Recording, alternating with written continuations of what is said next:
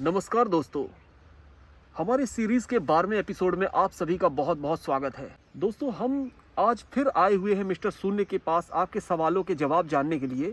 Mister शून्य, आज का जो पहला सवाल है जो हमारे व्यूअर ने हमसे पूछा है, नेता चुनाव क्यों हार जाते हैं? कोई भी नेता यदि चुनाव जीत रहा है तो इसका मतलब क्या है कि वह जनता के स्वार्थ की पूर्ति कर रहा है, तभी जनता उसे जिता रही है।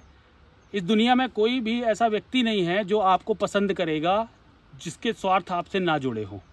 तो याद रखिएगा, यदि किसी नेता की पॉपुलैरिटी बढ़ रही है तो इसका मतलब क्या ये नहीं होता है कि वह नेता जो है वो कोई चाल चल रहा है तब वो ऐसी उसकी पॉपुलैरिटी बढ़ती जा रही है। कहीं ना कहीं उन्होंने जनता के स्वार्थ पूरे किए होंगे। अब जनता के जब स्वार्थ पूरे होते हैं तो जनता अपने स्वार्थ से ही नेता चुनेगी। दुनिया का कोई भी व्यक्ति अपने स्वार्थ की ही चुनाव में ही पूरा जीवन समर्पित करता है। तो जब नेता का भी चुनाव होता है तो उसी स्वार्थ से जनता करती है। यदि कोई नेता चुनाव हार रहा है, इसका मतलब जनता को पहले उस पर यह बिलीव था कि वह जनता के स्वार्थों की पूर्ति करेगा। मतलब जनता जो चाहती है वह व्यक्ति वह करेगा, लेकिन जनता के उद्देश्य के जब विपरीत कोई व्यक्ति कार्य करता है तो जनता उसको फिर से हरा देती है। अभी आप अक्सर देख रहे होंगे कि कुछ लोग ये सोचते हैं कि कुछ प्रचार करके किसी के सामने मतलब सोशल मीडिया के उपयोग करके अपनी छवि हम बना लें, काम ना करें तो जनता हमको महत्व देगी। तो जनता आज जागरूक इसलिए है क्योंकि मनुष्य सत्य की तरफ बढ़ रहा है। आप मनुष्य को रोक ही नहीं सकते हो भाई। जो टेक्नोलॉजी आज बनी है, सोशल मीडिया जो आया है, वो सोशल मीडिया किसके द्वारा लाया गया? सरस्वती जी के द्वारा जी। भाई किसी ज्ञानी व्यक्ति ने बनाया होगा ना, अपने नॉलेज से ही सोशल मीडिया का आविष्कार हुआ है ना जी। तो नॉलेज का मतलब क्या होता है? सरस्वती। तो जब सरस्वती ने ये इतना बड़ा यंत्र लोगों के सामने ला करके रख दिया है तो वह तो सबकी पोल खोलेगी ही। तो सत्य सबके सामने आ जा रहा है। इसीलिए नेताओं को चाहिए कि जब भी वो राजनीति में कदम रखें तो सबसे पहले ये कसम खाएं कि मैं इस कार्य से अपने स्वार्थ, अपने व्यक्तिगत स्वार्थ के लिए एक छोटा सा राई का दाना भी नहीं लूंगा। यदि आपने ये कसम खा करके राजनीति का चुनाव किया तो निश्चित रूप से आपकी छवि निरंतर बढ़ती रहेगी और आपको हराने वाला कोई प्रतिद्वंदी यहाँ पैदा नहीं होगा जी। क्योंकि आपका जब ऐसा कमिटमेंट होगा कि मैं अपने स्वार्थ की पूर्ति नहीं करूँगा तो स्वाभाविक बात है आप जनता के स्वार्थों की पूर्ति करेंगे। और जनता के स्वार्थों की पूर्ति सुशासन के बिना नहीं हो सकती। यदि आपके पास अच्छा शासन नहीं है तो आप सबका पेट कैसे भर पाएंगे? सबका पेट भरना, भाई आप कुछ लोगों का पेट भर सकते हैं। इसीलिए जो स्वार्थी राजा होता है वो अपने कुछ लोगों को लाभ पहुंचा लेता है लेकिन जनता का पेट काट लेता है। और जब जनता का आपने नुकसान किया है जनता का, तो जनता उसका परिणाम आपको इलेक्शन में दिखा देती है। हालांकि हर जगह आप ये नहीं कह सकते कि हर जगह जनता के पास पावर होती है। आज कई ऐसे देश हैं जिन्होंने जनता को वोटिंग का अधिकार ही नहीं दिया। आने वाले समय में निश्चित रूप से वहाँ जनता वोटिंग का अधिकार प्राप्त करेगी और तब आप देखिएगा जो भी व्यक्ति स्वार्थ में राजनीति कर रहा होगा, जो अपने व्यक्तिगत मतलब भविष्य को बनाने के लिए राजनीति में आया होगा, ऐसे किसी नेता को जनता कभी पसंद नहीं करेगी। आगे चल करके स्टैंडर्ड सेट हो जाएगा कि यदि आप अपने स्वार्थ के लिए जीवन में राजनीति करना चाहते हो तो आपको राजनीति में आने का कोई हक नहीं होगा। इसीलिए जनता में हमेशा कोई भी नेता जब भी आए तो यह सोच करके कदम रखे कि भाई मेरा अगर कोई मेरे को काम करना है तो मैं अपना बिजनेस अलग से कर सकता हूँ, लेकिन ये जो मैं कुर्सी है मैं तभी संभालूंगा जब इसके द्वारा मैं जनता के स्वार्थों की पूर्ति कर सकूंगा जी। लेकिन हाँ, ये भी हो सकता है कि जनता का कई बार ये होता है कि लोक लुभावन बातों से भी जनता आपको विरोध कर सकती है, आपको वोट ना दे करके किसी और को जिता सकती है। लेकिन ऐसी कंडीशन कुछ दिनों तक ही चलती है। क्या है, किसी व्यक्ति के शरीर से बदबू आ रही हो तो उसको आप परफ्यूम लगा करके कितनी देर तक कवर कर सकते हैं? कुछ समय तक। तो यदि आप समझ लीजिए किसी व्यक्ति ने प्रचार करके कुछ दिनों तक अपनी छवि बना भी ली, वह जीत भी गया, तो वो ज़्यादा दिनों तक राजनीति में टिक भी नहीं पाता। क्यों? क्योंकि सत्य आज नहीं तो कल तो सामने आ ही जाएगा। यदि आपके अंदर सुशासन वाले भाव होंगे, अच्छा शासन चलाने की नीति होगी, तो निश्चित रूप से आप सभी जनता को बराबर लाभ पहुँचा पाएंगे। और यदि आप जनता के लाभ को काट करके आप अपने व्यक्तिगत स्वार्थों की पूर्ति करेंगे तो आपको जनता इतनी मूर्ख तो नहीं है कि दोबारा आपको शासन देने का प्रयास करेगी। मिस्टर शून्य, हमारा जो दूसरा सवाल है वह यह है कि यदि कोई ब्लैकमेल करे तो क्या करें? यदि कोई आपको ब्लैकमेल कर रहा है और आप भयभीत हैं तो इसका मतलब क्या है कि आपके कोई ऐसे राज हैं जो आप नहीं चाहते कि वह जनता के सामने आ जाएं, इसीलिए आप डर रहे हैं। आप यह समझिए कि जीवन आपका एक है। यदि आप किसी के बंधन में इस तरीके से मजबूर होकर के जी लेंगे तो वह तो आपके वैसे भी मृत्यु के बराबर है। आपको यह सोचना होगा कि आपका एक जीवन है। आप क्यों नहीं ऐसा कर सकते कि आज यह व्यक्ति आपको ब्लैकमेल कर रहा है, कल यह व्यक्ति दूसरे और किसी और को ब्लैकमेल करेगा, तो पाप कहाँ मिटेगा, पाप का अंत कौन करेगा। तो आपको तो एक उदाहरण बनना चाहिए कि मैं ऐसे व्यक्ति को बेनकाब कर रही हूँ या कर रहा हूँ। तो आप ऐसा क्यों नहीं कर पा रहे हैं कि या कि आप ये चाहते होंगे कि आपके इन राज खुलने से आपका कहीं स्वार्थ जुड़ा होगा, जो स्वार्थ आपका टूटने वाला है जी। तो फिर यदि आप ये ब्लैकमेल से हटना चाहते हैं तो पहले तो आपको उस स्वार्थ को पहले त्यागना होगा, जो स्वार्थ है कि कोई बात नहीं, अगर पता चल भी जाए तो मुझे कोई फ़र्क नहीं पड़ता, बस मैं इसकी ये टॉर्चर बर्दाश्त नहीं कर सकता। अगर ये टॉर्चर आप किसी का बर्दाश्त कर रहे हैं तो इसका मतलब आप कहीं ना कहीं आपके स्वार्थ जुड़े हैं। तो उन स्वार्थों को पहले दिमाग से निकाल दीजिए, क्योंकि इस संसार में आपका जो आपका आनंद है वह केवल आप ही आपको पहुंचा सकते हैं। कोई दुनिया का ऐसा व्यक्ति नहीं है जिसके कारण आपको जीवन में खुशी मिलने वाली है। जब तक आप अपने जीवन में आनंदित नहीं हैं तब तक आप किसी को आनंद नहीं दे सकते, ना ही किसी को प्रेम कर सकते। तो इसीलिए आपको किसी भी तरह के ब्लैकमेल का शिकार आपको नहीं होना है। यदि कोई आपको करता है तो उसको एक प्लानिंग के साथ, ऐसा भी नहीं कि मूर्खों की तरह सबके सामने आए, बहुत कूल माइंड के साथ, प्लानिंग के साथ पूरी चीज़ों को सॉल्व करते हुए और बाहर वालों की मदद लेनी चाहिए आपको।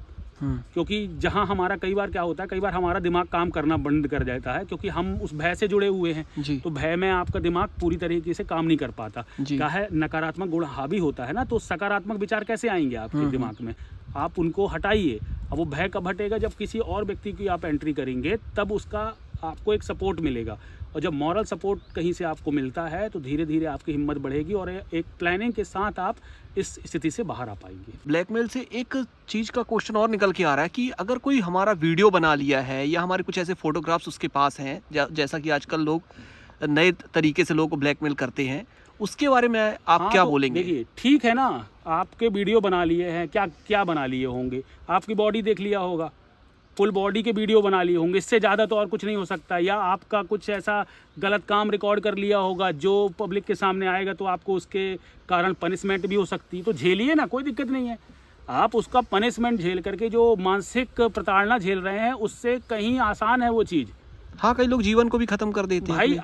आप ये दूसरे का दबाव झेलने से अच्छा है आप उसका मजबूती से उसका मुकाबला कीजिए। और मजबूती से मुकाबला करने का मतलब ये नहीं होता है कि आप मतलब बिना सोचे समझे कुछ भी कर डालें। आपको पूरी प्लानिंग के साथ आपको सॉल्व करना होगा। आप चाहे वीडियो वायरल कर दे, आपका पूरे सबके सामने वीडियो दिखा ले, किसको कितने दिनों तक याद रहते। मैं मान लो अगर किसी व्यक्ति ने देख लिया, आपको कितने लोग पहचानते हैं दुनिया में? ज़्यादा से ज़्यादा कुछ लोग ही पहचानते होंगे। जब इतने बड़े बड़े एक्टर्स हैं, उनके कितने वीडियो वायरल होते रहते हैं, उनको फ़र्क नहीं पड़ रहा है, तो आपको कौन यहाँ फ़र्क पड़ रहा है भाई? आप 60-70 साल के अंदर आपको कोई याद नहीं रखने वाला।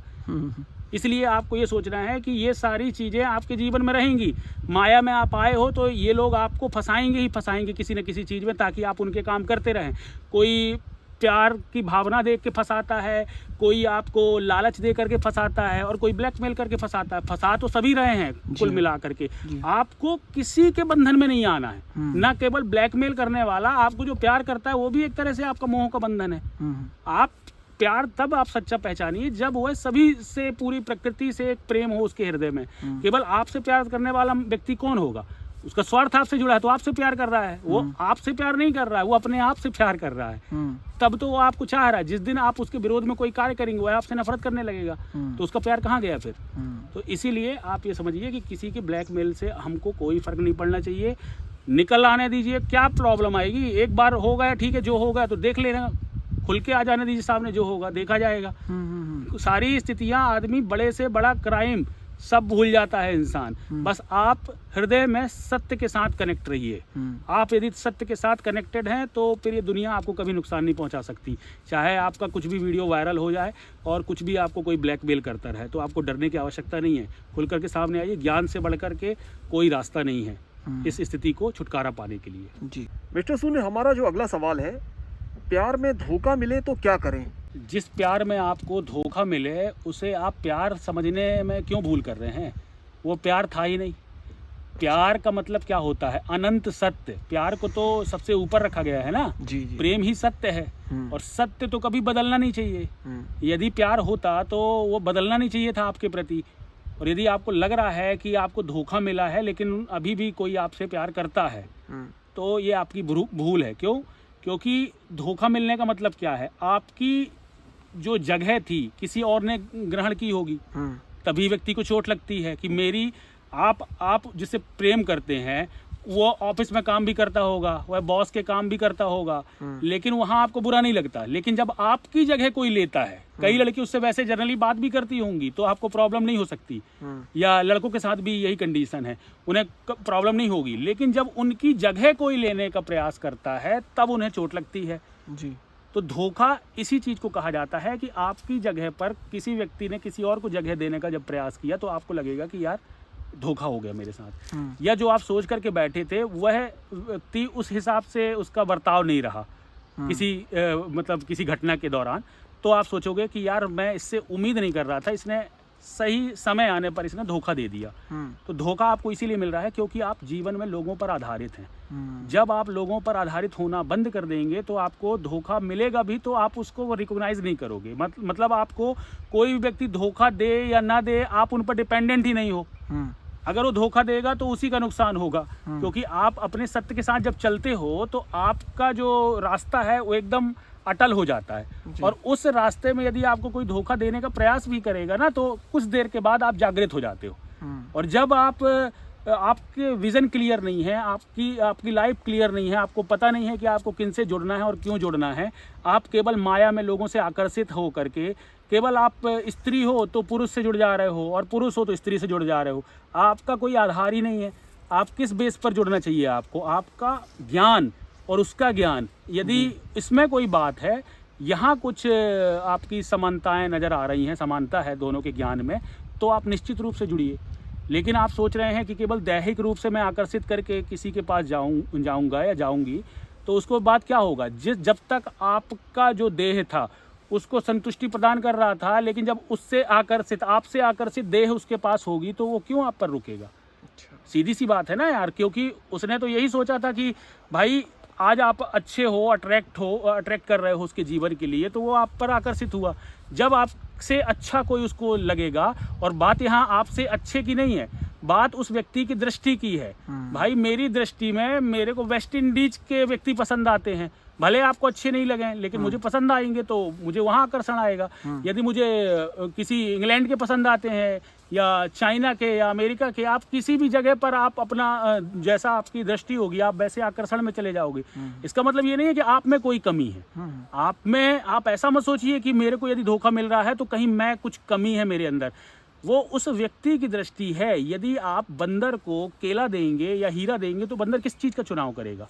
केले का चुनाव करेगा। तो जो व्यक्ति के जितनी छोटी चेतना होती है, चेतना का स्तर जिस व्यक्ति का जितना छोटा होता है वह उतनी ही छोटी चेतना के व्यक्ति से आकर्षित होता है। तो आप ये समझ लीजिए, हो सकता है आपकी चेतना ऊपर हो, आपको उसने पहचाना ना हो कि आप किस लेवल के हो। तो यदि आपको उसने आइडेंटिफाई नहीं किया और फिर भी आपको धोखा दे चुका है, तो फिर क्यों आप उससे मतलब भविष्य में उम्मीद लगाना चाहते हो? आप अपने जीवन में मूव ऑन करो।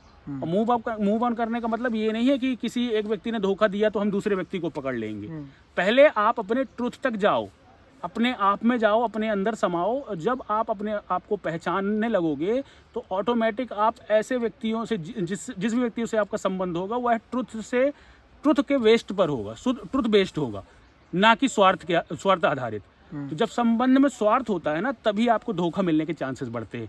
इसीलिए कहा गया है कि संबंध बनाने चाहिए कृष्ण और राधा जैसे, संबंध बनाने चाहिए राम और हनुमान जैसे, जहां धोखा मिलने की कोई बात नहीं होती। क्यों? क्योंकि वहां भक्ति होती है, वहां अपना समर्पण होता है, वहां प्रेम होता है, वहां वासना नहीं होती है। तो जब आपके प्रेम में वासना है और आप उस वासना को प्रेम समझ रहे हैं तो ये धोखा मिलना तो स्वाभाविक था। तो आप समझ लीजिए कि आपको अपने आप में जाना है और फिर जीवन को फिर से शुरू करने का प्रयास करना है। और जब आप जीवन को दोबारा देखने की कोशिश करेंगे तो आपको दुनिया आपकी सही शॉट जमने लगेगी। मिस्टर सूर्य, हमारा अगला सवाल ये है, यदि कोई विद्यार्थी परीक्षा में फेल हो जाते हैं तो वो क्या करें? विद्यार्थियों के लिए परीक्षा जो होती है ना, वह निरंतर होनी चाहिए। ये किसी एक परीक्षा पर आधारित हो करके कोई भी विद्यार्थी अपने जीवन को सफल नहीं बना सकता। इसीलिए किसी एक परीक्षा में फेल हो जाने से किसी बच्चे का मतलब कोई बच्चा कमज़ोर नहीं कहला जाता। ठीक है, फेल पास जीवन का एक चक्र है, वो चलता रहता है। लेकिन आपको पूरा फोकस इस बात पर नहीं करना है कि आपका परिणाम कैसे आएगा। आपको केवल अपनी शिक्षा पर आनंद लेना है। यदि आपने एक क्वेश्चन तैयार किया या आपने एक चैप्टर क्लियर किया, तो वहाँ जो आपको आनंद मिल रहा है वही आपके साथ चलना चाहिए। अब उसका परिणाम आपको नकारात्मक मिल रहा है, यदि आप फेल हो चुके हैं, तो आपको उसमें नेगेटिविटी नहीं लाना है अपने अंदर। क्यों नहीं लाना है? क्योंकि जो व्यक्ति फेल हो रहा है वही व्यक्ति पास होने का मतलब समझ पाएगा अच्छे से। भाई आज पास का महत्व क्यों है? क्योंकि फेल है। अगर सब बच्चों को पास कर दिया जाए तो पास का महत्व रह जाएगा क्या? ठीक है ना। तो आज आप फेल हुए हो तो आपको पास होने की कीमत समझ में आ रही है, लेकिन आप उस चीज को नेगेटिव मत लीजिए कि मैं किसी और से पीछे हो गया, किसी और से मतलब कोई व्यक्ति मेरा फ्रेंड है जो पास हो गए और मैं फेल हो गया जी। हो सकता है आज के जीवन में आप उनसे पीछे रह गए हों, लेकिन जीवन जो आगे आने वाला है, जो असली परीक्षा आपके जीवन में आगे आने वाली है, उन परीक्षाओं में आप कहीं आगे जाने वाले हो। क्यों? क्योंकि आज आपने छोटे जीवन में हार बर्दाश्त कर ली, क्योंकि जीवन में हार तो मिलेगी, उनको भी मिलेगी, आपके फ्रेंड्स को भी मिलेगी। आपने आज अगर इस हार को बर्दाश्त कर लिया तो आप इतने मजबूत हो जाएंगे कि जीवन के किसी भी मोड़ पर आपको कोई स्थितियां तोड़ नहीं पाएंगी। लेकिन वो व्यक्ति फेल होने का मतलब नहीं समझते। यदि वो पास हो रहे हैं तो जब जिंदगी उनको जब लात मारेगी ना, तो फिर वो सबसे ज्यादा रोएंगे। इसीलिए आप उनकी चिंता मत करिए जो पास हो गए हैं या आपका कोई मजाक उड़ा रहा हो। तो आप फोकस करिए अपने काम में, अपने आप के फ्यूचर देखने में। आप जिस कोर्स को, जिस सब्जेक्ट को पसंद करते हैं, जिसको प्यार करते हैं, केवल वहाँ फोकस करें। आप मजबूरी के तहत लोगों को दिखाने के लिए किसी कोर्स का चुनाव ना करें। ये नहीं कि दिखाना है तो मैं एक टॉप क्लास की एजुकेशन कॉलेज में जाऊंगा। आप ये सोचिए कि मुझे जीवन में क्या करना है और उस कार्य को करने के लिए जो शिक्षा मेरे लिए आवश्यक होगी मैं वो शिक्षा ग्रहण करूंगा। अब जरूरी नहीं है कि वो कॉलेज का, वो शिक्षा ग्रहण करने के लिए आपको पूरा कॉलेज कंप्लीट करना पड़े। क्यों करना भाई कॉलेज कंप्लीट? जरूरी थोड़ी नहीं है कि आप एकेडमिक पूरे कंप्लीट करके फिर अपना वो कोर्स अलग से करने जा रहे हो। आप पूरा जीवन उसी कोर्स में समर्पित कर दीजिए। आप पूरी तरीके से उसी जीवन पर, उसी चीज पर आधारित हो जाइए जो आप करना चाहते हैं। उसी से जुड़े आर्टिकल पढ़िए। आप अगर उससे जुड़ी किताबें नहीं बनी तो किताब बनाइए आप खुद की रिसर्च करके। ये आपको उसी फील्ड में घुस जाना है पूरी तरह से। तो आप अपना खुद का रास्ता बनाने का प्रयास कीजिए। तो जो विद्यार्थी केवल एकेडमिक कोर्स में पास और फेल होने में अपने आप को मतलब इम्पैक्ट पहुंचाने का प्रयास कर रहे हैं, तो उन्हें जाग जाना चाहिए। क्योंकि ये जो पूरा यूनिवर्स है, यहाँ जो भी महान लोग हुए हैं वो अपने एकेडमिक करियर में बहुत असफल रहे होंगे। कई लोगों के आप उनको टीचर उनको समझ भी नहीं पाते थे कि वो क्या चाहते हैं। आज बहुत सारी शिक्षा जो प्रणाली है वो तो आपके काम की ही नहीं है। वो तो हमारे पास कोई ऐसा अपडेट वर्जन नहीं है एजुकेशन का, इसीलिए हम आपको नए कोर्सेज दे नहीं पा रहे हैं। जिस दिन वो वर्जन अपडेट होने लगेंगे तो वैसे भी ये जो शिक्षा अभी की चल रही है इसको तो कचड़े में फेंक दिया जाएगा। तो आप ये समझिए कि असली शिक्षा जो होगी वह व्यक्ति के जीवन को अच्छा करेगी, ना कि केवल उसको पैसा छापने वाली मशीन बनाएगी। आप केवल पैसे छाप करके आप अपने जीवन को अच्छा नहीं कर सकते। यही जो विचारधारा होती है ना कि केवल मेरे को पैसे को महत्व देना है, इसीलिए व्यक्ति बड़े से बड़ा पोजीशन प्राप्त करने के बाद वहाँ केवल ये देखता है कि मेरी तनख्वाह कितनी है। वो ये नहीं देखता कि मैं किस जगह पर हूँ, इस जगह की क्या वैल्यू है। अगर मैं डॉक्टर हूँ तो मैं यहाँ से हो सकता है मैं पूरे बस्ती का मैं इलाज कर सकूँ। कोई ऐसा माध्यम बना दूँ कि लोग डोनेट करें और पूरे बस्ती का फ्री इलाज होने लगे। जी। वो सोचता है कि बस मेरी सैलरी कितनी बढ़ जाए। तो अपने काम के विराट स्वरूप को पहचानिए। तो आपको फेल और पास होने का दिमाग से पूरा ख्याल निकालना होगा, तभी आपका जो दृष्टिकोण है वह बदल पाएगा और आप एक मजबूत अपने जो आपके इरादे हैं, मजबूत इरादों के साथ अपने जीवन में आगे बढ़ सकेंगे। आपके जो पेरेंट हैं वो है आपका रिजल्ट केवल अभी प्राथमिक तौर पर देख रहे हैं। हो सकता है आप पर नाराज भी हों, लेकिन जब आपका कॉन्फिडेंस आपके अपने जीवन पर होगा कि नहीं, मेरे को अपना जीवन जीने के लिए जो जो शिक्षा ग्रहण करनी है वो शिक्षा तो मेरे अंदर है, और जो कमी होगी मैं उसको ग्रहण कर ही लूंगा, तो फिर आपको कोई भी एकेडमिक और परसेंटेज और ये सब दिखाने की आवश्यकता नहीं है। आप अपने उस कार्य में आगे बढ़ जाइए, लेकिन कार्य में आपको आगे बढ़ना ही होगा। आप ऐसा नहीं कर सकते कि मैं आराम से जीवन काटना चाहता हूँ, ऐश करना चाहता हूँ। अगर आपकी मेंटलिटी यहाँ है तो आप भूल जाइए, क्योंकि ऐश और आराम करने वाले व्यक्तियों को दुख के सिवा कुछ नहीं मिलता। मिस्टर शून्य, आज का हमारा अंतिम प्रश्न यह है, क्या ब्राह्मण ही वेदों की शिक्षा ले सकते हैं? आप ब्राह्मण से क्या अर्थ समझते हैं? ब्राह्मण को लोग नाउन की तरह यूज़ कर रहे हैं, ठीक है ना, जबकि नाउन मतलब संज्ञा नहीं है कोई ब्राह्मण कि आप किसी को भी ब्राह्मण कह सकते हैं जी। ब्राह्मण जो शब्द था वो एडजेक्टिव है। इसका मतलब क्या है? वह एक विशेषता है व्यक्ति की। अच्छा। जो व्यक्ति ब्रह्म के मार्ग में रमण करे वही व्यक्ति ब्राह्मण कहलाता है। हर व्यक्ति को ब्राह्मण नहीं कहा जाता। इसका मतलब कोई भी व्यक्ति जो ब्रह्म के मार्ग में चलना चाहता है उस व्यक्ति को वेद पढ़ने का अधिकार है। इसका मतलब ब्राह्मण ही वेद पढ़ सकते हैं। अब यहाँ किसी कास्ट की और इंडिकेशन नहीं है, लेकिन प्रॉब्लम क्या हो रही है कि लोगों ने अपनी आइडेंटिटी में लोग इतना ज़्यादा आ चुके हैं कि वह ब्राह्मण को नाउन की तरह प्रयोग करने लगे हैं, या किसी भी कास्ट को। हमारी जो भी कास्ट सिस्टम था वह एक तरह का व्यक्तियों की विशेषता बताने के लिए था, ना कि व्यक्तियों के लिए वो संज्ञा दी जा रही थी। आज व्यक्तियों ने उन्हें अपना मतलब नाम बना के रख लिया है, और इसी कारण जो है ना कि आप इस कॉन्सेप्ट को आपको हटाना पड़ेगा कि अब के ज़माने में यदि कहा जाए तो दुनिया का कोई भी मनुष्य, स्त्री हो या पुरुष, सभी को वेद की शिक्षा इसलिए लेना चाहिए कि भाई दुख तो हर व्यक्ति को है ना जी। जिस व्यक्ति को दुखों से मुक्ति चाहिए उसे वेद की शिक्षा चाहिए जी। अगर आप जीवन में दुखी जीना चाहते हैं तो आप अपने जीवन में जैसा आपको जीना हो जीते रहिए, लेकिन यदि आपको दुखों से मुक्ति होना है तो आपको वह ब्रह्म मार्ग का जो रास्ता है उसके बारे में तो जानना ही होगा ना। और ब्रह्म के मार्ग वाला जो रास्ता है वो उसको जानने का अधिकार किसे है?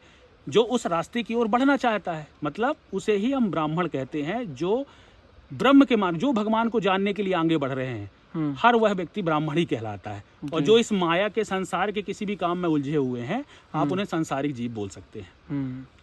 हम आशा करते हैं दर्शकों से कि वो इसी तरह के क्वेश्चन हमसे पूछते रहेंगे और उनके जवाब मिस्टर शून्य देते रहेंगे।